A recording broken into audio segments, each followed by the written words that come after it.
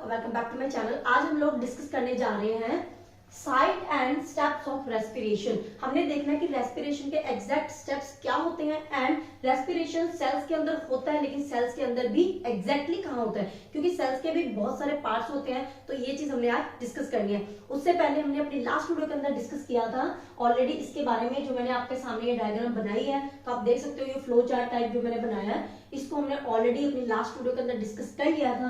तो यहाँ पे मैंने लिखा है ग्लूकोज। ग्लूकोज को हमने देखा था ऑक्सीजन की प्रेजेंस में ये वाली रिएक्शन होती है जिसके अंदर लार्ज अमाउंट ऑफ एनर्जी जो वो रिलीज होती थी। एंड क्योंकि ये ऑक्सीजन की प्रेजेंस में हो रही है, एयर की प्रेजेंस में हो रही है, that is why it is called aerobic respiration. ठीक है। और दूसरा हमारा क्या था, लैक ऑफ ऑक्सीजन के अंदर lactic acid and little bit energy हमारी जो रिलीज होती थी। एंड एब्सेंस ऑफ ऑक्सीजन में भी हमारा ग्लूकोज क्या ब्रेक डाउन होता था एंड प्रोड्यूस करता था ethanol plus CO2 and little amount of energy. और ये दोनों स्टेप्स जो हमारे ऑक्सीजन की एब्सेंस में या लैक के अंदर हो रहे हैं, उसको हम लोगों ने बोला था एनाएरोबिक रेस्पिरेशन और फर्मेंटेशन। इसके बारे में हम लोग ऑलरेडी डिस्कस कर चुके हैं। तो अगर आप मेरे चैनल पे न्यू हो तो आप पहले उस वीडियो को जरूर चेकआउट कर लेना। उसका जो लिंक है वो आपको स्क्रीन पे मिल जाएगा। तो चलो शुरू करते हैं आज की वीडियो को। तो यहाँ पे क्या है, जैसे मैंने लिखा है कि ग्लूकोज क्या करता है, ऑक्सीजन के साथ मिलके इस तरीके की जो रिएक्शन करता है उसमें ढेर सारी एनर्जी को क्या करता है, प्रोड्यूस करता है जब वो ऑक्सीजन के कांटेक्ट में होता है। तो यहाँ पे क्या है, देखने में ऐसे लग रहा है कि यहाँ पे क्या है, सिर्फ सिंपली ग्लूकोज क्या करता है, ऑक्सीजन के साथ मिलता है, ऑक्सीजन इसको ब्रेक डाउन करता है और इस तरीके की जो रिएक्शन है वो हमारे पास हो जाते हैं, that is aerobic respiration. But बच्चों एग्जैक्टली में ऐसा नहीं होता है। ये जो स्टेप है हमारा, ये जो ग्लूकोज का जो ब्रेक डाउन होता है इस चीज को बनाने के लिए, यहां से लेके यहां तक की जो जर्नी है वो क्या है, सिंगल स्टेप नहीं है। एक स्टेप के अंदर ग्लूकोज जो है वो टूट के ये सारी चीजें प्रोड्यूस नहीं करता है। इसके बीच में बहुत सारे स्टेप्स होते हैं, उस स्टेप्स के बाद ही हमारे जो फाइनल प्रोडक्ट्स है ये वाली चीज बनती है। तो यहाँ पे क्या देखने में लग रहा है कि सिंपल है, लेकिन ये वाली जो चीज है ना, यहाँ पे क्या इस रास्ते के बीच में, इस रास्ते में, इस जर्नी के बीच में बहुत सारे स्टेप्स हो रहे हैं और उसके बाद ही हमारे पास क्या फाइनल जो हमारे प्रोडक्ट है that is CO2 H2 and ढेर सारी जो एनर्जी है वो क्या रिलीज हो रही है। तो आपको ये चीज ध्यान रखने की, ये जो प्रोसेस है रेस्पिरेशन का, it is not a single step process, ये मल्टीपल स्टेप प्रोसेस है। इसमें बहुत सारे स्टेप्स होते हैं, पहले एक स्टेप होता है उसके बाद एक और बहुत सारे स्टेप्स होते हैं। लेकिन हमारी बुक के अंदर सिर्फ पहले स्टेप को डिस्कस किया गया, तो हम लोग भी उसी को ही करेंगे। हम लोग सिर्फ पहला स्टेप देखेंगे कि हमारा ग्लूकोज सबसे पहले टूट के किस चीज में कन्वर्ट होता है, और उसके बाद भी बहुत सारे स्टेप्स होते हैं, लेकिन उन स्टेप्स को हमने नहीं करना है क्योंकि हमारी एनसीईआरटी की बुक के अंदर वो चीजें इंक्लूड नहीं है। ठीक है, तो हम लोग शुरू करते हैं। तो यहाँ पे क्या होता है, जैसे कि मैंने ग्लूकोज लिखा, तो एक्चुअली में होता क्या है, ये जो ग्लूकोज है सबसे पहले ये क्या होता है, टूटता है और टूट के एक और चीज में कन्वर्ट होता है। वो देख लेते हैं कौन सी है। तो मैंने यहाँ पे लिखा कि हमारे पास क्या है, ग्लूकोज C6H12O6। तो ये हमारा क्या है, ग्लूकोज, ये हमें पता है। तो हमारे पास बच्चे होता क्या है, जो हमारा ग्लूकोज है ना वो सबसे पहले क्या है, टूटता है। टूटने के बाद वो एक मॉलिक्यूल को फॉर्म करता है जिसको हम लोग बोलते हैं पाइरूवेट। क्या बोलते हैं, पाइरूवेट। पाइरूवेट हमारा क्या है, एक ऐसा मॉलिक्यूल है जिसके अंदर कितने कार्बन प्रेजेंट होते हैं, 3 कार्बन हमारे क्या होते हैं, प्रेजेंट होते हैं। तो यहाँ क्या है, जब हमारा ये पाइरूवेट जो बनता है ना, इसके साथ क्या होता है, little bit amount of energy जो है ना वो भी क्या होती है, प्रोड्यूस होती है। तो मैं यहाँ पे ना ऐसा करती हूँ, पहले 3 कार्बन वाले को हम लोग रब कर लेते हैं। तो यहाँ पे क्या होता है, हमारा जो पहला स्टेप रेस्पिरेशन का, चाहे वो ऑक्सीजन की प्रेजेंस में हो रहा है चाहे एब्सेंस में हो रहा है, कोई भी स्टेप्स है, एरोबिक और एनाएरोबिक रेस्पिरेशन, तीनों जो आपके सामने जो चीजें लिखी हैं, तीनों के लिए जो पहला स्टेप है वो क्या होता है, सेम होता है। सबसे पहले जो हमारा ग्लूकोज है वो किसके अंदर ब्रेक डाउन होता है, हमारे पाइरूवेट के अंदर। पाइरूवेट भी एक मॉलिक्यूल ही है, जैसे हमारा ग्लूकोज एक मॉलिक्यूल है वैसे ही पाइरूवेट भी एक मॉलिक्यूल है।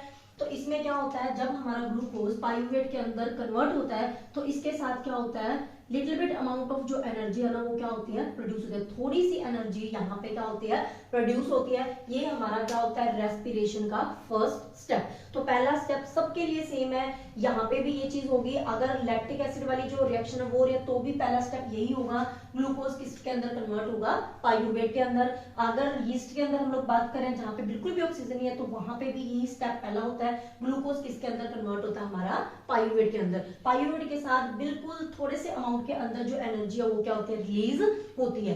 अब इसके बाद क्या होता है, ये जो पाइरूवेट है ना, इसको मैंने अभी आपको बताया कि जो पाइरूवेट है वो हमारा क्या होता है, 3 कार्बन मॉलिक्यूल होता है। मतलब पाइरूवेट एक ऐसा मॉलिक्यूल है जिसके अंदर कितने कार्बन प्रेजेंट है, 3। और हमारा जो ग्लूकोज था उसके अंदर कितने थे, 6। तो यहाँ पे क्या है, जो ग्लूकोज है ना, जब वो ब्रेक डाउन होगा तो उससे पाइरुवेट के कितने मॉलिक्यूल्स बनेंगे, फिर 2। ये सबको पता चल गया। क्यों? क्योंकि हमें पता है कि पाइरुवेट के अंदर कितने 3 और जो हमारा ग्लूकोज है उसके अंदर कितने होते हैं 6। तो दैट मींस एक ग्लूकोज के मॉलिक्यूल से हमारे पाइरुवेट के कितने मॉलिक्यूल बन रहे हैं, 2। ठीक है, तो यहाँ पे क्या है, पहले हमारा ग्लूकोज पाइरुवेट के अंदर कन्वर्ट हुआ और साथ में क्या थोड़े अमाउंट में जो एनर्जी है वो यहाँ पे क्या होगी, रिलीज हुई। तो ये वाला जो हमारा पहला स्टेप होता है ये हमारा होता कहाँ है, ये हमारा होता है साइटोप्लाज्म के अंदर। कहाँ होता है, साइटोप्लाज्म। तो साइटोप्लाज्म क्या होता है, जिसको नहीं पता मैं बता देती हूँ। हमने बात करी थी सेल की, क्योंकि हमें पता है कि भाई रेस्पिरेशन का जो प्रोसेस है वो होता ही कहाँ है, सेल के अंदर ही तो होता है ना। तो मैंने यहाँ पे क्या किया, सेल की फोटो मैंने बनाई है। तो यहाँ पे देखो क्या होता है हमारे पास, जैसे कि मान लो हमारे पास क्या है, ये है सेल का न्यूक्लियस। ये क्या है, सेल का न्यूक्लियस। तो सेल में क्या होता है, न्यूक्लियस होता है और भी बहुत सारी चीजें होती हैं। तो न्यूक्लियस के अलावा हमारे सेल के अंदर पूरी जगह पे एक फ्लूइड भरा होता है, उसको हम लोग क्या बोलते हैं, साइटोप्लाज्म। तो यहाँ पे क्या, हर एक जगह पे, सारी जगह पे क्या है, हर पूरी जगह पे क्या, एक फ्लूइड, एक लिक्विड भरा हुआ है, जिसको हम लोग क्या बोलते हैं, साइटोप्लाज्म। साइटोप्लाज्म क्लियर हुआ? तो ये क्या है, हमारे पास साइटोप्लाज्म में एक फ्लूइड होता है जो कि क्या पूरे सेल के अंदर भरा हुआ होता है, एक लिक्विड टाइप होता है। न्यूक्लियस के अंदर नहीं होता, न्यूक्लियस के बाहर और सेल के अंदर। तो ये बाकी की जो जगह बची वहां पे एक फ्लूइड होगा जिसको हम लोग बोलेंगे साइटोप्लाज्म। तो पूरे साइटोप्लाज्म में कहीं भी हमारा जो पहला स्टेप है वो हो सकता है ग्लूकोज से क्या बनना, पाइरुवेट का बनना। तो यहाँ पे क्या थोड़ी सी एनर्जी रिलीज होगी। तो पहला स्टेप जो हमारा वो कहाँ होता है, साइटोप्लाज्म के अंदर होता है। ये आपने जरूर ध्यान रखना है। और जो हमारा पहला स्टेप है जिसके अंदर जो हमारा ग्लूकोज है वो किसके अंदर कन्वर्ट हुआ, पाइरुवेट के अंदर, और साथ में थोड़ी सी एनर्जी जो रिलीज हुई, इस स्टेप को हम लोग क्या बोलते हैं, ग्लाइकोलिसिस। क्या बोलते हैं, ग्लाइकोलिसिस। ग्लाइकोलिसिस क्यों बोलते हैं इस स्टेप को, क्योंकि बच्चों इसका मतलब क्या है, ग्लाइको का मतलब क्या है हमारा, ग्लूकोज, एंड लाइसिस आपको पता है हम लोग किस लिए वर्ड यूज करते हैं, ब्रेकिंग, मतलब टूटना, ब्रेक डाउन के लिए यूज करते हैं। दैट मींस इसके अंदर यही तो हो रहा है, हमारा जो पहला स्टेप है उसमें क्या है, हमारा जो ग्लूकोज है वही तो टूट रहा है, उसी का तो ब्रेक डाउन हो रहा है। ब्रेक डाउन होने के बाद वो कन्वर्ट हो रहा है एक पाइरुवेट नाम के मॉलिक्यूल के अंदर, जिसके अंदर कितने कार्बन है हमारे, 3, और उसके साथ थोड़ी सी एनर्जी रिलीज हुई है। इसीलिए पहले स्टेप को क्या बोला जाता है, glycolysis. Glycolysis means breaking down of glucose into the pyruvate. ठीक है, तो इसलिए पहले स्टेप को हम लोग बोलते हैं ग्लाइकोलिसिस। कंफ्यूज नहीं होना है। दोबारा से मैं बता देती हूँ, पहला स्टेप हमारा ग्लूकोज से हमारा क्या बनता है, पाइरुवेट बनता है। ये तीनों रिएक्शंस के लिए ही वैलिड है, चाहे वो हमारी रेस्पिरेशन ऑक्सीजन की प्रेजेंस में हो रही है, चाहे वो ऑक्सीजन की एब्सेंस में हो रही है, चाहे वो ऑक्सीजन की लैक में हो रही है, मींस लैक ऑफ ऑक्सीजन में हो रही है,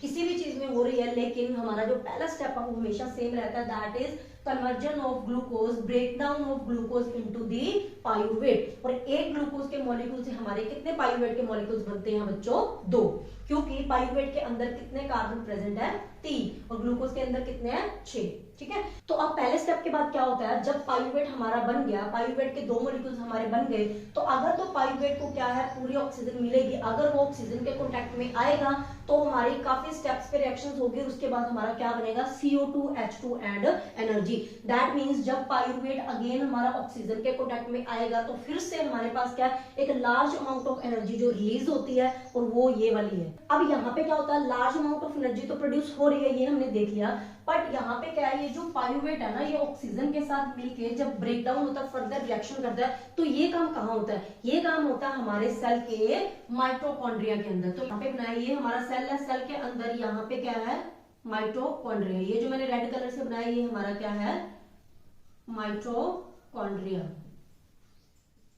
ये हमारा माइटोकॉन्ड्रिया इस तरीके से। तो हमारे पास क्या होता है, जब एक बार हमारा जो ग्लूकोज है वो ब्रेक डाउन होकर पाइरुवेट के अंदर कन्वर्ट हो गया, अब जो हमारा पाइरुवेट है ना उसको कहाँ जाना पड़ेगा, उसको जाना पड़ेगा हमारे माइटोकॉन्ड्रिया के अंदर। तो मान लीजिए यहाँ पे क्या है हमारा पाइरुवेट, यहाँ पे क्या था, पाइरुवेट। और वो किससे बना था, ग्लाइकोलिसिस वाले स्टेप से बना था। ग्लूकोज जब किसके अंदर कन्वर्ट हुआ, पाइरूवेट के अंदर। ग्लाइकोलिसिस जब हुई तो ग्लूकोज अब किसके अंदर कन्वर्ट हो गया था, पाइरूवेट के अंदर। और ये जो पहला स्टेप है वो साइटोप्लाज्म के अंदर होता है, मतलब पूरे सेल में कहीं भी हो सकता है न्यूक्लियस के अलावा, क्योंकि न्यूक्लियस के अलावा पूरे सेल के अंदर क्या साइटोप्लाज्म फ्लूइड भरा होता है, तो कहीं भी हो सकता है। तो मान लीजिए अब यहाँ पे क्या है, ये पाइरूवेट। अब पाइरूवेट जब क्या होता है, फर्दर ऑक्सीजन के कॉन्टेक्ट में आता है, तो ये वाली रिएक्शन जो होती है जिसमें क्या लार्ज अमाउंट ऑफ एनर्जी हमारी प्रोड्यूस होती है, ये बच्चे कहाँ होती है, हमारी माइटोकॉन्ड्रिया के अंदर। तो पाइरूवेट को क्या करना पड़ेगा, माइटोकॉन्ड्रिया के अंदर जाना पड़ेगा, और जो ऑक्सीजन जो बाहर से आ रही है वो भी क्या आएगी, हमारे सेल्स के माइटोकॉन्ड्रिया के अंदर जाएगी।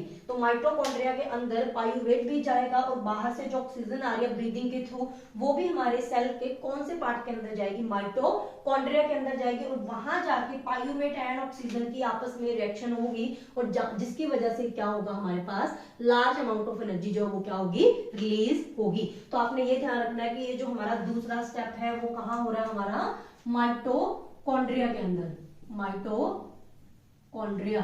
तो इतनी चीज आपने जरूर ध्यान रखनी है कि जब पाइरूवेट के ऑक्सीजन के साथ रिएक्शन होती है वो कहां हो रही है, हमारी माइटोकॉन्ड्रिया के अंदर।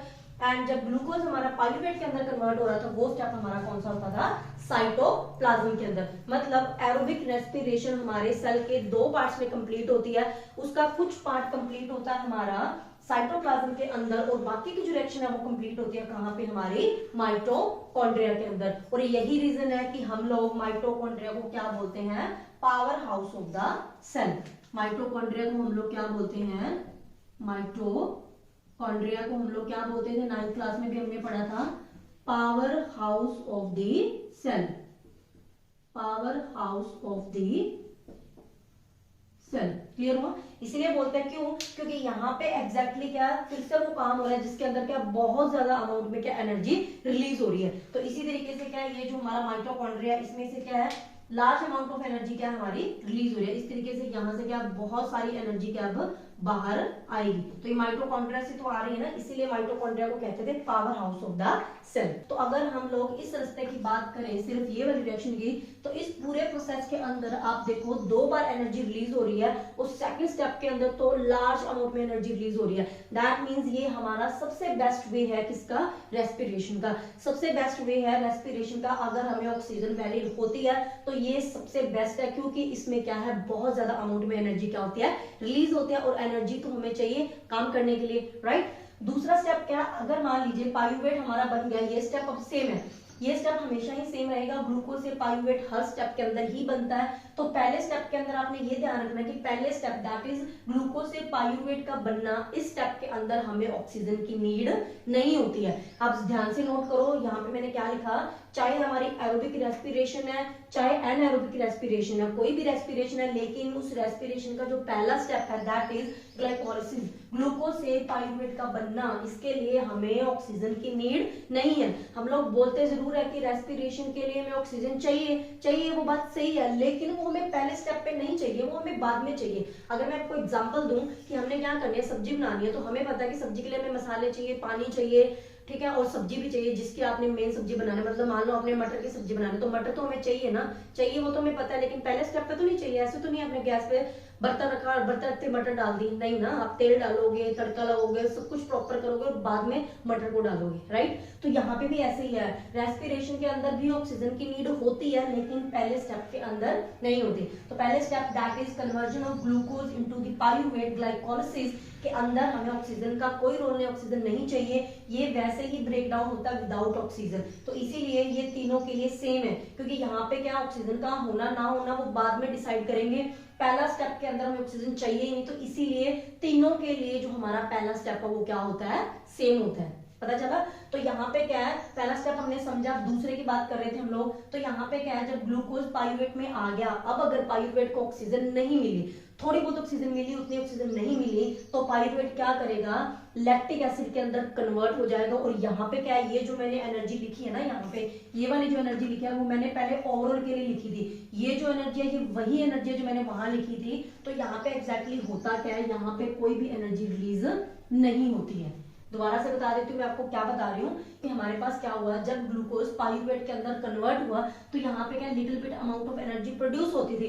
वही एनर्जी मैंने पहले सिंपली वहां पे लिखी थी क्योंकि हमने पहला स्टेप मेंशन नहीं किया था, ठीक है। तो जब हमारा पाइरूवेट क्या होता है, ऑक्सीजन की लैग के अंदर फर्दर ब्रेक डाउन होता है तो वहां पे वो सिर्फ कन्वर्ट होता है किसके अंदर, लैक्टिक एसिड के अंदर। तो यहाँ पे फर्दर कोई भी जो एनर्जी है वो रिलीज नहीं होती है, ठीक है। तो इसीलिए इस स्टेप के अंदर सिर्फ एक स्टेप पे एनर्जी रिलीज होती है, दैट इज ग्लाइकोलिसिस, ठीक है। तो ये छोटा सा अमाउंट ऑफ एनर्जी यहाँ पे रिलीज होता है। तो मैंने जो लिखा, मैं दोबारा से आपको लिख के दिखा रही हूँ, जो मैंने लिखा है ऐसे, ग्लूकोज है ये मान लो C6H12O6, और यहाँ पे मैंने क्या बोला कि लैक ऑफ ऑक्सीजन, यहाँ पे मैंने क्या बोला, लैक ऑफ ऑक्सीजन।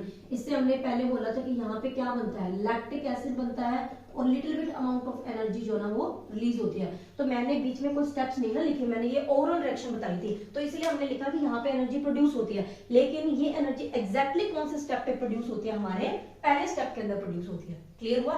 इसीलिए मैंने बाद के वाले स्टेप से एनर्जी को रिमूव कर दिया, क्योंकि ये जो ओवरऑल एनर्जी हमारी लिखी थी वो इस पूरे प्रोसेस के अंदर सिर्फ पहले स्टेप के अंदर रिलीज होती है, जो मैंने यहाँ पे शो की थी। इसीलिए यहाँ पे क्या है, पाइरूवेट के साथ जो little bit amount of energy release हुई वही एनर्जी है।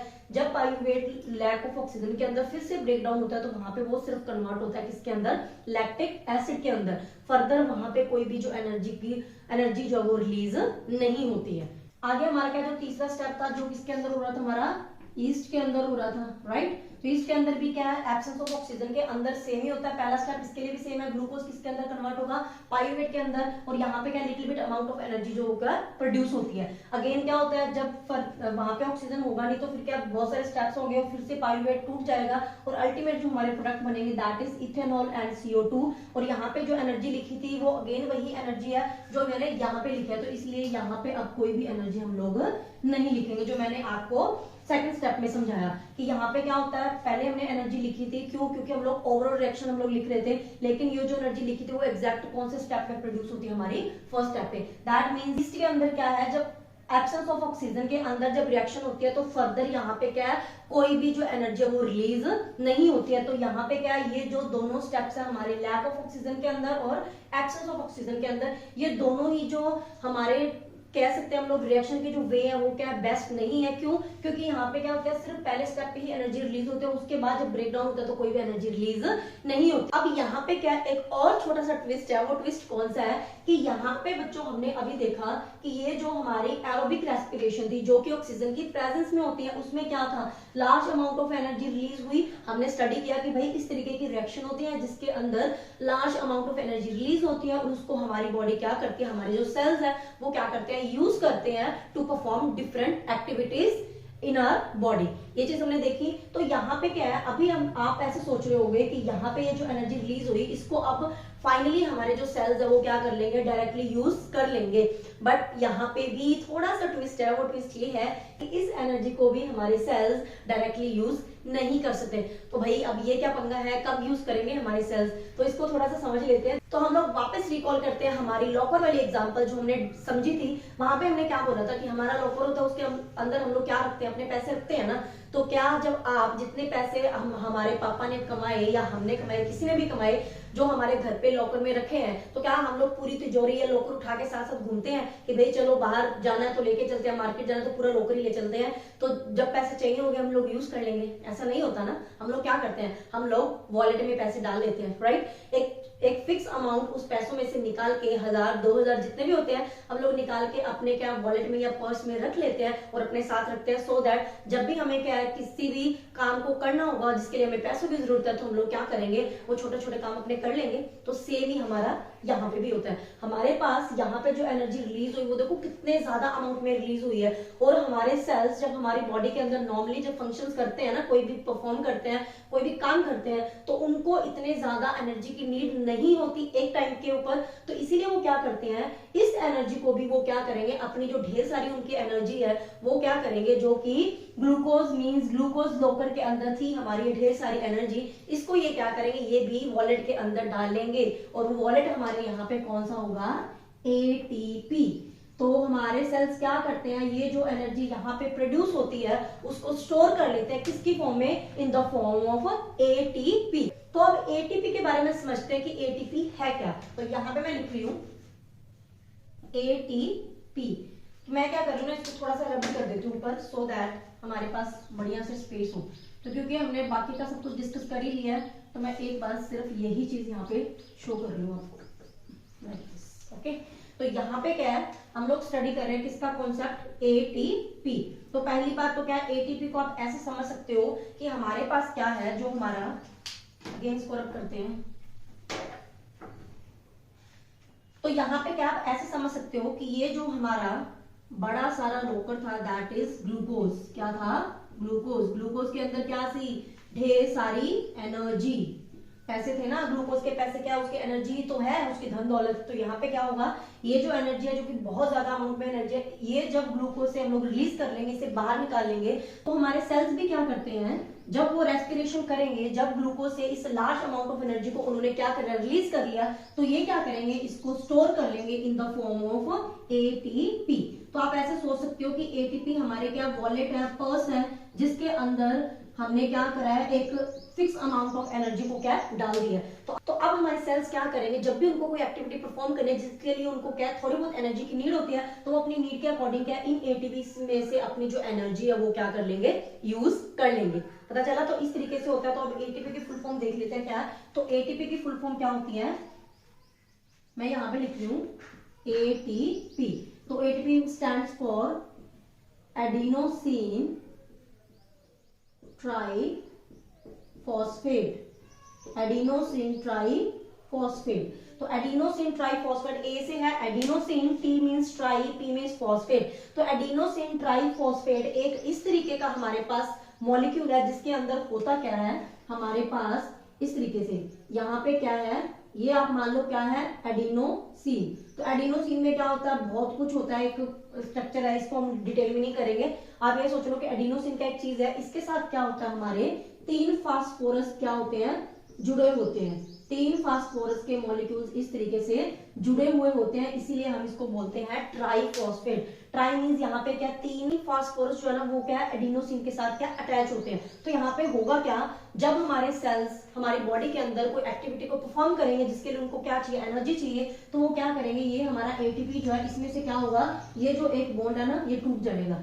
और जब ये बॉन्ड टूटेगा, तो यहाँ से क्या होता है, लार्ज अमाउंट ऑफ एनर्जी क्या होती है, रिलीज होती है। Large amount of energy is released. Large amount means क्या है, जितनी उनको चाहिए उतनी, उनके लिए जितनी सेल्स को एनर्जी चाहिए उतनी एनर्जी यहाँ पे क्या रिलीज हो जाते हैं। तो इस तरीके से क्या है, जो सेल्स है वो क्या करते हैं, अपनी एक्टिविटीज को क्या परफॉर्म करते हैं, और एनर्जी वो कहाँ से लेते हैं, अपनी एटीपी से। क्लियर हुआ। जैसे हम लोग क्या अपने पर्स में थोड़े पैसे रखते हैं, मार्केट जाते हैं, तो हमें चाहिए तो पर्स में से निकाल के दे देते हैं ना, सेम ही केस यहाँ पे भी है। एटीपी एक वॉलेट की तरह ही है। यहाँ पे क्या है, जो हमारे सेल्स है वो क्या करते हैं, इस एनर्जी को एटीपी की फॉर्म में क्या कर लेते हैं, स्टोर कर लेते हैं, और जब उनको एक्टिविटीज परफॉर्म करनी होती है, वो यहाँ से एनर्जी ले लेते हैं। क्यों, क्योंकि यहाँ से एनर्जी क्या ले लेते हैं। और तो हमारे सेल्स क्या करते हैं, इस पूरी एनर्जी को, तो हमारे सेल्स क्या करते हैं, इस लार्ज अमाउंट ऑफ एनर्जी को एटीपी की फॉर्म में स्टोर कर लेते हैं, और जब इनको एक्टिविटीज परफॉर्म करनी होती है, वो इसको क्या कर लेते हैं, यूज कर लेते हैं। तो यहाँ पे ये जो फास्फोरस और फास्फोरस के बीच में जो बॉन्ड होते हैं ना, ये क्या होते हैं, हमारे हाई एनर्जी बॉन्ड। मैं यहाँ पे लिख रही हूँ, ये वाले जो बॉन्ड होते हैं वो क्या होते हैं, high energy bond. High energy bond, तो ये क्या होता है, बहुत ज्यादा हाई एनर्जी बॉन्ड है। इसीलिए जब भी एक बॉन्ड ब्रेक होता है, पहले क्या एक फास्फोरस अलग होगा, जैसे एक फास्फोरस का बॉन्ड टूटेगा, तो यहाँ पे क्या बहुत ज्यादा अमाउंट में एनर्जी रिलीज होगी, जिसको क्या सारे सेल्स जो है वो यूज कर लेंगे अपनी एक्टिविटीज को परफॉर्म करने के लिए। फिर से अगर और एनर्जी हमारी बॉडी को रिक्वायर्ड है, तो फिर से एक और फास्फोरस का बॉन्ड टूटेगा। इस तरीके से काम चलता रहता है। तो ये जो बॉन्ड टूटने वाला काम बताया, इसको थोड़ा सा और डिटेल में देख लेते हैं हम लोग कि ये क्या चीज है। तो यहाँ पे क्या है, मैंने आपको बताया एटीपी के बारे में कि एटीपी है क्या। एटीपी क्या है, एटीपी एक ऐसी चीज है जिसकी फॉर्म में हमारे सेल्स क्या करते हैं, एनर्जी को स्टोर करते हैं। तो जैसे मैंने आपको बताया एडिनोसिन इस तरीके से है, इसके साथ क्या होते हैं, 3 फास्फोरस अटैच होते हैं, 1 2 एंड 3। तो यहाँ पे क्या होगा, ये तो है एटीपी, हमारा क्या है ATP, एडिनोसिन ट्राइफॉस्फेट। तो यहाँ पे क्या होगा, ये जो बॉन्ड होते हैं ये क्या होते हैं, high energy bond, high energy bond. तो जब ये बॉन्ड टूटेंगे तो यहाँ पे क्या होगा, लार्ज अमाउंट ऑफ एनर्जी क्या होती है, रिलीज होती है। तो मान लो यहाँ से क्या है, एक बॉन्ड टूट गया, टूटने के बाद ये किसमें कन्वर्ट हो जाता है, जब एक बॉन्ड टूटेगा, एक फास्फोरस बाहर निकल गया और एनर्जी रिलीज होगी, तो सेल्स ने तो परफॉर्म कर लिया, लेकिन बाद में क्या होता है, इसके बाद क्या चीज बचती है, उसको हम लोग बोलते हैं ADP। ADP stands for adenosine, यहाँ पे मैं लिख देती हूँ, एडिनोसिन डाइफॉस्फेट, एडिनोसिन डाइफॉस्फेट। तो यहाँ पे क्या है, दो फास्फेट रह जाएंगे ना, सॉरी दो फास्फोरस रह जाएंगे ना, तो यहाँ पे क्या है, मान लो ये हमारा क्या है, एडिनोसिन, और यहाँ पे अभी हमारे पास क्या है, दो फास्फोरस बाकी हैं। तो जब एक फास्फोरस यहाँ से निकल जाएगा तो इस तरीके से हमारे पास दो फास्फोरस बचते हैं, और इस पूरे को हम लोग क्या बोलेंगे, ADP, एडिनोसिन डाइफॉस्फेट, क्योंकि यहाँ पे अभी दो फास्फेट है, और इसको हम लोग क्या बोलेंगे, एडिनोसिन डाइफॉस्फेट, क्योंकि यहाँ पे दो फास्फोरस अभी बचे हुए हैं। और फिर से क्या होगा, अगर ये बॉन्ड फिर से टूटेगा तो ये फिर से क्या होगा, कन्वर्ट हो जाएगा किसके अंदर, AMP। AMP stands for adenosine, अभी तक आपको पता चल गया होगा क्या आएगा यहाँ पे, एडिनोसिन मोनोफॉस्फेट, राइट। तो यहाँ पे क्या होगा, मोनो मीन्स क्या होता है, एक, तो यहाँ पे क्या है, हमारा एडिनोसिन है, और यहाँ पे क्या होगा, अभी सिर्फ कितने फास्फोरस बचे हमारे, एक। तो इस तरीके से क्या होता है, ये कई बार टर्म्स पूछ लेते हैं, तो आपको पता होना चाहिए कि ADP और AMP का क्या सिस्टम है। क्लियर हुआ। तो इस तरीके से क्या, ये था हमारा ATP का कॉन्सेप्ट जो हमने इसमें देखना था, कि हमारे सेल्स रेस्पिरेशन करते हैं with the help of oxygen, और जब वो एरोबिक रेस्पिरेशन को करेंगे तो वहां पे क्या, large amount of energy release होती है। दो स्टेप्स में एनर्जी रिलीज होगी, पायरुवेट जब बनता है तब भी थोड़ी सी एनर्जी निकलती है, और जब पायरुवेट फर्दर ऑक्सीजन के साथ जाके रिएक्शन करेगा तो वहां पे भी क्या, बहुत ज्यादा अमाउंट में एनर्जी रिलीज होगी, और उस एनर्जी को स्टोर कर लिया जाएगा in the form of ATP। तो मिलते हैं नेक्स्ट वीडियो के अंदर, till then take care, bye bye.